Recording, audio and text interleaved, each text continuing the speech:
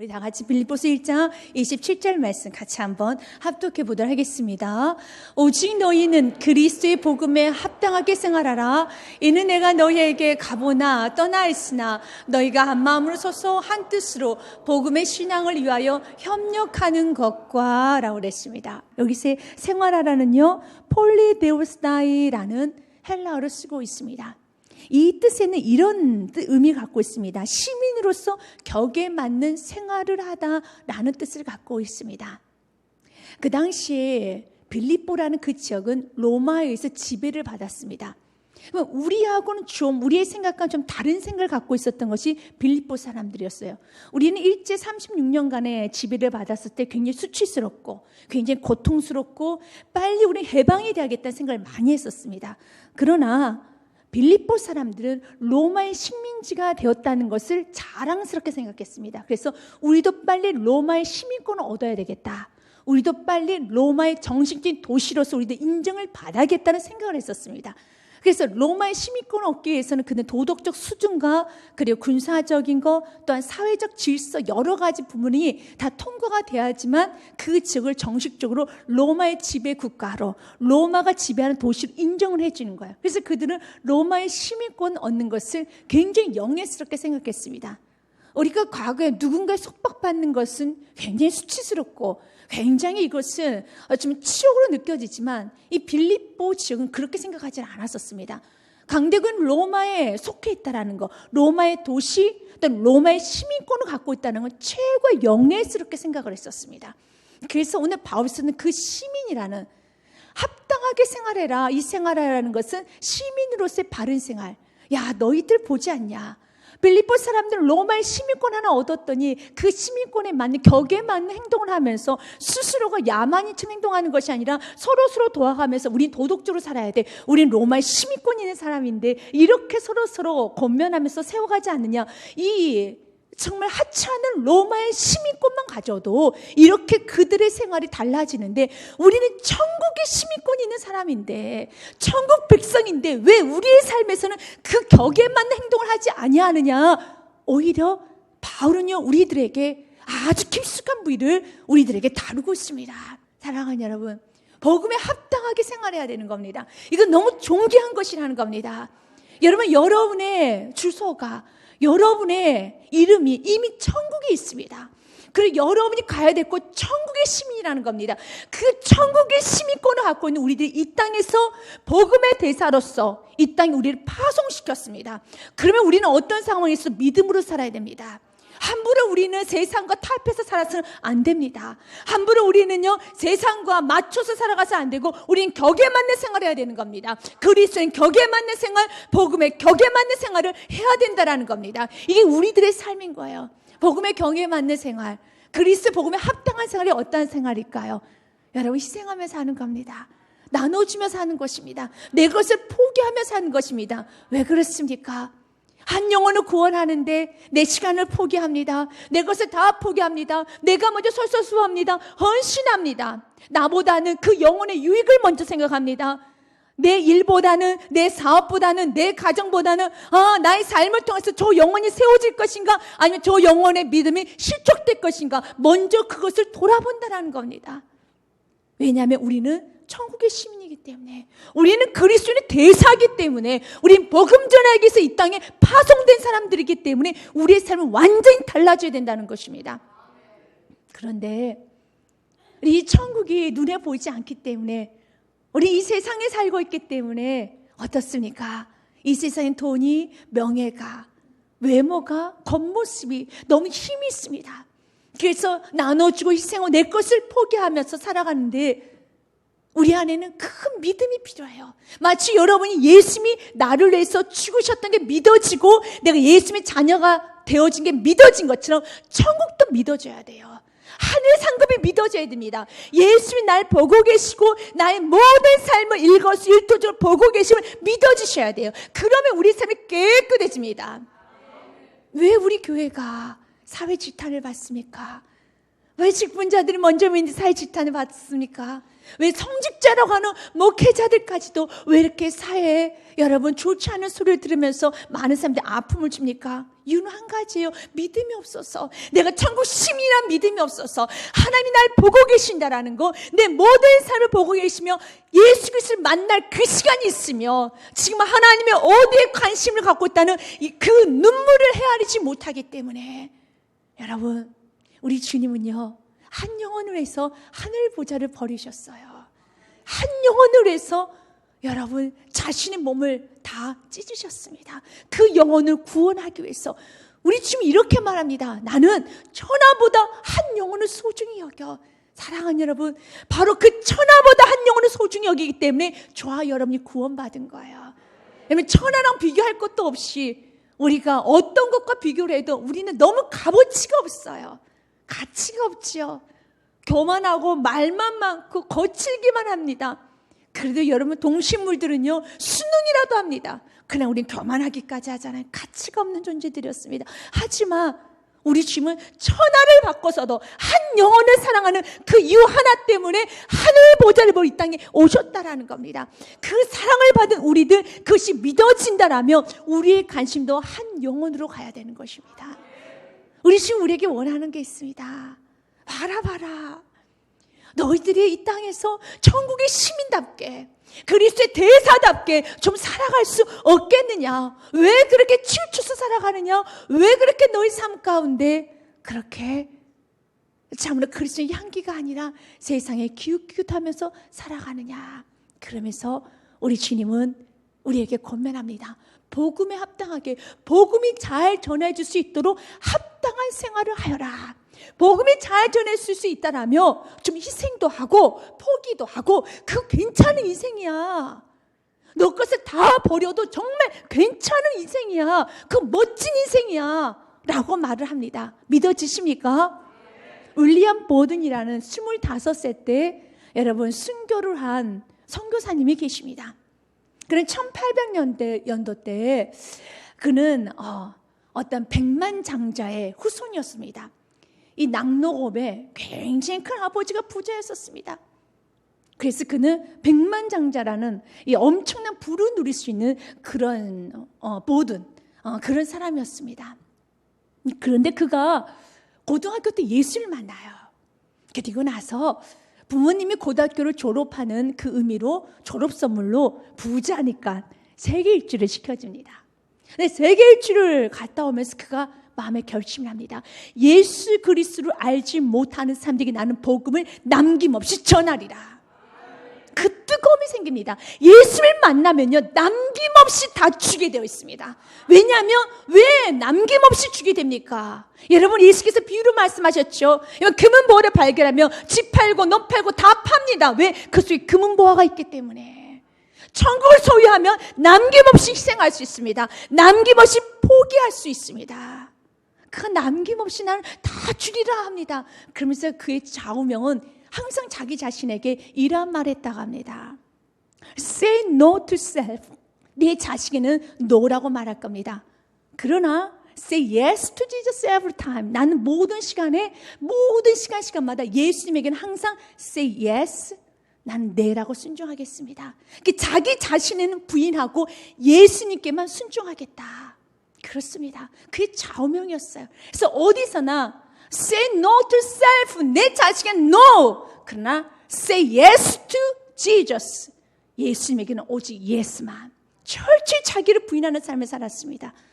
그랬던 그가 마음에 소원을 품고 기도하면서 중국에 있는 모슬림 사람들에게 복음을 전해야겠다라는 생각합니다.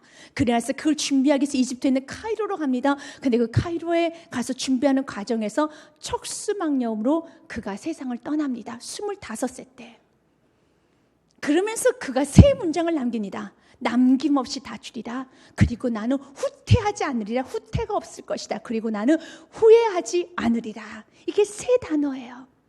그의 책에 보면 지금도 출판된 남김없이, 후퇴 없이, 후회 없이 그 세 문장이 지금 우리와 같이 욕심스럽게 한 영혼을 살린다는 그 한 영혼에서 희생하기보다는 내 편리대로 살아가는 우리들에게 아주 적지 않는 충격과 적지 않은 도전을 주는 겁니다. 그럴 때 그 당시에 보든이라는 선교사가 죽었었을 때 많은 신문기사에서 이렇게 했습니다. 이것은 무의미한 낭비다. 이건 낭비다. 아닙니다. 우리 주님 보신 걸 낭비라고 생각하지 않습니다. 우리 주님 보시기는 오래 사는 것, 육신의 눈으로 보면 장수가 축복이죠. 그러나 하루를 살아도 믿음으로 사는 게 축복입니다. 믿음으로 영향력 같은 게 축복입니다. 그 영향력 어디까지 옵니까? 2016년까지 배가 신이 되어서 예수 그리스도 믿는다 하지만 자기 욕심대로 편리대로 살아가는 우리들에게 도전을 주는 겁니다. 너는 한 영혼에서 남김없이 후퇴 없이 후회 없이 살아봐라. 괜찮은 인생이라는 겁니다. 우리 주님 우리에게 복음에 합당한 생활을 하라는 겁니다. 그러면서 바울심 연이어서 계속 말을 합니다. 너희들이 28절 말씀에 보니 너희들이 대적자들이 많을 것이다. 그러나 그 대적자들을 너희들은 싸워서 이기라는 겁니다. 여러분, 영적 싸움이 있음을 믿으시길 바라겠습니다. 영적 싸움이 있습니다. 대적자들이 있습니다. 물러서면 안 됩니다. 28절 말씀 같이 한번 읽어봅니다. 무슨 일에든지 대적하는 자들 때문에 두려워하지 아니한 일을 듣고자 함이라. 이것이 그들에게는 멸망의 증거요 너에게는 구원의 증거니 이는 하나님께로부터 난 것이라. 아멘. 너희들의 대적자들이 있을 것인데 그 대적자들 두려워하지 말아라. 왜 우리가 두려워해서는 안 됩니까? 복음은 진리이기 때문에, 복음은 생명이기 때문에. 여러분, 기독교는 절대 고상한 종교가 아니에요. 조용히 자기 수양하는 종교가 아닙니다. 기독교는 예수 그리스도의 살과 피로 만들어진 종교가 기독교예요. 예수 그리스도의 살이 찢기고 예수 그리스도의 피 때문에 우리가 구원받은 것입니다. 그 피를 마시지 아니하면, 그 살을 먹지 아니하면 구원받지 못합니다. 예수 그리스도 그 보혈의 피가 나의 모든 죄를 다 씻어주신 거예요. 예수 그리스도 보혈의 피를 통과하지 않고서는 절대로 어떤 한 사람도 구원의 길로 갈 수 없습니다. 그렇기 때문에 우리는 예수 그리스도 피 보혈을 잘하는 거예요. 이 보혈의 피를 전하지 아니하며 그걸 믿지 아니하면 여러분 지옥 갑니다. 이 극명한 사실 앞에 어떻게 우리 기독교인들이 가만히 있을 수 있겠습니까? 전할 수밖에 없지요. 조금 행위로 좀 선한 일 해서 좀 괜찮게 살면 다 좋은 데 가. 줄 거라면 다 좋은 데 가겠지. 그런 논리가 없습니다. 이 죄를 어떻게 해결하냐 이것입니다. 어디 예수 그리스도 보혈의 피밖에 없기 때문에 그래서 전할 수밖에 없는 거예요. 여러분, 예수 그리스도 보혈의 피 외에는 길이 없습니다. 당신 죄인입니다 라고 말을 할 때 대적자들이 많죠. 그 당시에 대적자들은 첫 번째로 믿지 않는 이교도들이었습니다. 어느 날 예수 믿어 소개를 할 때 우리가 무슨 죄냐, 또 우리가 무슨 예수의 그 피를 마시고 그 피, 살, 무슨 우리가 야만이에요. 우리 로마인이라고. 우리는 로마의 시민권을 갖고 있어. 우리는 그렇게 야만족들이 아니라 우리 고상한 사람들이야. 그 피 없어도 우리는 깨끗하게 살아갈 수 있어. 그러한 이교도들에게, 자기 선행을 내세운 이교도들에게 복음을 전해야 되는 거예요. 고상이라고 착각하고 있는 그들에게 복음을 전해야 되는 겁니다. 당신이 보혈의 피를 마시지 아니하며, 당신 예수 그리스도 믿지 아니하며, 당신 때문에 피가 뚝뚝뚝 흘려졌습니다. 그분이 죽으셨습니다. 무슨 나의 죄 때문에 죽기까지를 해. 내가 얼마나 죄를 저질렀다고 라고 말하는 그들에게, 그들을 향하여서 복음을 전해야 되는데 그게 결코 쉬운 일은 아니겠죠. 그래서 대적자들이 많았습니다. 이교도들이 대적자들이었습니다. 더 나아가서 율법주의자들도 대적자들이었습니다. 예수 그리스도 외에 율법을 지켜야 하지만 구원받을 수 있는 율법주의자들, 또한 반도덕주의자들도 대적자들이었습니다. 우리는 구원받았으니까 영은 천국 가잖아. 육신은 흙으로 돌아가며 육신은 썩을 것인데 아무렇게나 살아도 되지 라고 그들은 쾌락적인 삶을 누렸었어요. 그렇게 쾌락주의자들과도 대적자들이었습니다. 그들과 싸워서 이겨야 되는 것입니다. 그들을 대적해야 되는 것입니다. 바로 그들을 지배하고 있는 그 사탄과 싸워서 이겨야 되는 것입니다. 그렇기 때문에 이 싸움은 혈과 육의 싸움이 아니고 영적인 싸움이기 때문에 예수의 이름이 필요합니다. 예수의 능력이 필요하다는 것입니다. 예수의 권세가 필요하다는 것입니다. 사랑하는 여러분, 여러분의 가정 안에 이 대적자들, 사탄이 갖고 있는 이 모든 이런 대적을 여러분 묵과하면 안 돼요. 복음을 전해야 됩니다. 오늘 뭐라고 말하고 있습니까? 너는 대적자들 두려워하지 말고 이 일을 듣고자 함이라. 그들에게 너희들이 싸워 이길 때 멸망의 증거가 될 것이고. 아멘. 이거는 멸망의 증거로, 여러분의 가정에 흐르고 있는 모든 저주가 끊어지도록 예수 이름을 가지고 십자가를 가지고 나아가야 되는 겁니다. 여러분, 다니엘이 사자굴 앞에서도 여러분 기도하는 자리를 떠나지 않습니다. 여러분, 새침과 불못벌 앞에서도 우상 숭배하지 않습니다. 그렇게 용기 있게 살아야 되는 겁니다. 이렇게 우리는 대적자들과 여러분 타협하고 살아가는 것이 아니라, 입 다물고 조용히 살아가는 것이 아니라 복음을 전해야 돼요. 왜냐하면 그것이 진리이기 때문에, 그것이 사실이기 때문에. 우리가 아는 그 진리는 입 다물고 있을 만한 그런 진리가 아니에요. 또 다른 방법이 있으면, 또 다른 대책이 있으면 입 좀 다물고 살아도 괜찮겠지요. 그러나 또 다른 대책이 없기 때문에, 길은 한 길밖에 없기 때문에 우리 안에는 전하지 않고서는 견딜 수 없는 우리의 뜨거움이 있어야 된다는 것입니다. 알베르트 까미가 쓴 전락이라는 소설이 있습니다. 그 소설의 주인공은 클라망드라는 변호사가 나옵니다. 그 변호사는 굉장히 유능해요. 젊습니다. 실력이 대단합니다. 어느 날 그가 샌드강을 건너고 있을 때였었어요. 그런데 어떤 한 여인이 그 샌드강가 위에서 슬피 웁니다. 직감적으로 깨달았어요. 클라망드는요, 자살 시도를 하려는가 직감적으로 알았습니다. 그러면서 그 여인을 구하고자 하는 마음도 있었지만 또 얽히는 게 싫어서, 왠지 좀 뒤처리하는 게 싫어서 그냥 외면하고 지나가 버렸습니다. 그리고 샌드강을 끝자락까지 왔었을 때 풍덩 소리가 납니다. 그 사람들이 모여들기 시작하는 소리가 귓전에 들리기 시작합니다. 그래서 그는 괴로워서 더 빨리 도망가 버렸습니다. 그 다리를 지나쳐서 가버렸어요. 그리고 시간이 지났습니다. 그런데 그 일이 있고 난 후서부터 그의 삶은 형편없이 전락해져 갑니다. 오늘 소설 제목 그대로 타락해져 갑니다. 형편없이. 왜냐하면 그 양심의 소리를 끊임없이 내면은 울립니다. 너는 그 여인이 죽는다는 거 알고 있어. 널 왜 외면했니? 그렇지만 그가 살려야 될 이유는 없습니다. 책임도 없습니다. 아무도 그를 질타한 사람도 없습니다. 그러나 그의 양심이 그를 고발해서, 그 양심이 그를 고발하는데 무슨 이유인지 알지 못했지만 그렇게 유능하고 그렇게 젊고 그렇게 괜찮은 그의 삶이, 그 변호사의 그의 삶이 극도로 형편없이 전락해져 가요. 그래서 그 소설 제목이 전락입니다.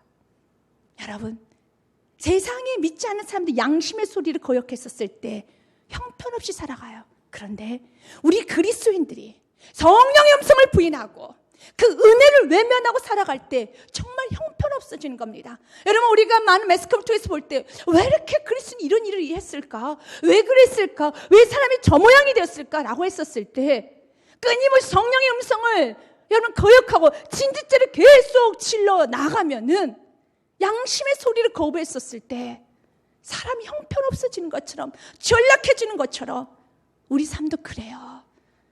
그 성령의 음성을 거역하고 우리는 살아갈 수가 없어요. 그래서 정신이 가는 겁니다.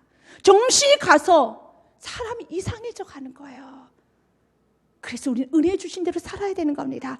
야고보서 4장 17절 말씀에 보면 이러한 말씀이 있습니다. 야고보서 4장 17절 같이 읽겠습니다. 그러므로 사람이 선을 행할 줄 알고도 행하지 아니하면 죄니라. 아멘.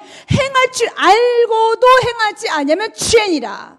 여러분, 우리는 분명하게 복음을 들었습니다. 여러분, 예수 그리스도 믿지 않으면 지옥이라는 걸 압니다. 우리가 어떻게 생활하는 것도 압니다. 이미 알았다면 이 음성을 우리가 거역하고 살아가면 우리의 삶이 형편없어질 뿐만 아니라 성경은 말합니다. 죄니라. 죄니라. 여러분, 행복하게 살고 싶지요. 자유롭게 살고 싶지요. 멋지게 살고 싶지요. 멋지게 살 수 있는 것은 세상의 사람들도 말합니다. 양심을 속이고 살면 안 돼. 그러나 우리가 성령의 음성을 속이고 살아면, 여러분, 순종 같은 불순종하고 살아가면 우리 삶은 안 좋아져요.